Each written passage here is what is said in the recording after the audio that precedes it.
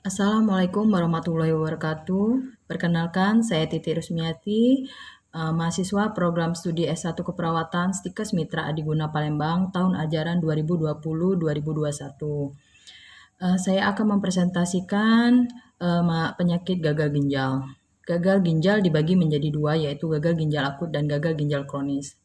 Gagal ginjal akut didefinisikan sebagai penurunan cepat laju filtrasi glomerulus dalam jam hingga 6 minggu yang umumnya berlangsung reversibel yang diikuti kegagalan ginjal untuk mengekskresi sisa metabolisme nitrogen dengan atau tanpa gangguan keseimbangan cairan dan elektrolit. Penyebab dan patofisiologi dari gagal ginjal akut prerenal akibat dari hipoperfusi ginjal yang menyebabkan penurunan laju filtrasi glomerulus seperti pada hipovolemia, gangguan fungsi jantung, vasodilatasi sistemik, dan peningkatan resistensi vaskular. Renal akibat gangguan yang terjadi dalam ginjal seperti tubulus, glomerulus, interstisial, pembuluh darah intrarenal. Pascarenal akibat adanya obstruksi pada traktus urinarius dimulai dari tubulus ginjal hingga uretra, di mana terjadi peningkatan intratubular. Dilansir dari National Kidney Foundation, adapun tanda dan gejala dari gagal ginjal akut meliputi merasa lesu dan mudah mengantuk, adanya mual dan muntah, pembengkakan pada lengan dan kaki, adanya demam, ditemukan nyeri dada dan sesak napas, napas bau dan mulut terasa ada logam. Suasana hati memburuk terutama pada lansia. Nyeri punggung, adanya tekanan darah tinggi, dan adanya anemia sebagai akibat dari produksi sel darah merah yang berkurang. Kemudian gagal ginjal kronis didefinisikan sebagai penurunan progresif fungsi ginjal dalam beberapa bulan atau tahun yang berakhir fatal pada uremia atau kelebihan urea dalam darah.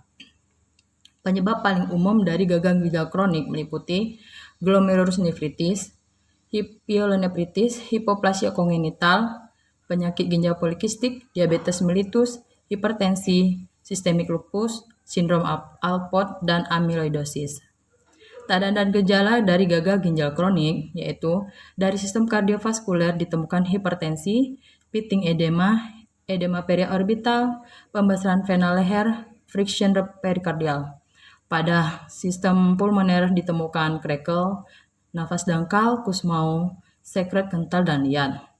Pada gastrointestinal ditemukan anoreksia, mual dan muntah, perdarahan saluran gastrointestinal, ulcerasi, perdarahan pada saluran mulut, konstipasi, diare, nafas berbau amonia. Pada sistem muskuloskeletal ditemukan kram otot, kehilangan kekuatan otot, fraktur tulang, dan foot drop.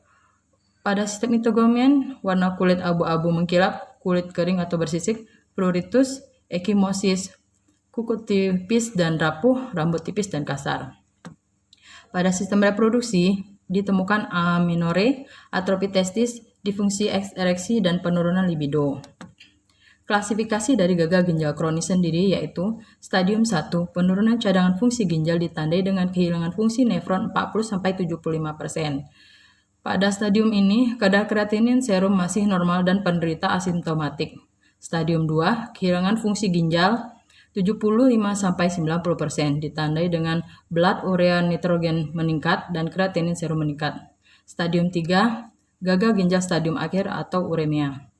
Pemeriksaan penunjang pada gagal ginjal sendiri yaitu meliputi pemeriksaan urinalisis, tes darah untuk mengetahui kadar kreatinin, ureum, dan kalium dalam darah. Lalu pada hasil AGD ditemukan pH yang menurun yang menunjukkan asidosis metabolik. Pada USG sendiri akan ditemukan ukuran ginjal yang mengecil, adanya obstruksi atau hidronephrosis atau batu ginjal. Lalu kemudian pada pemeriksaan pielogram retrograde biasanya dicurigai akan adanya obstruksi reversibel. Lalu kemudian pemeriksaan penunjang lain yaitu arteriogram ginjal, sistourethrogram.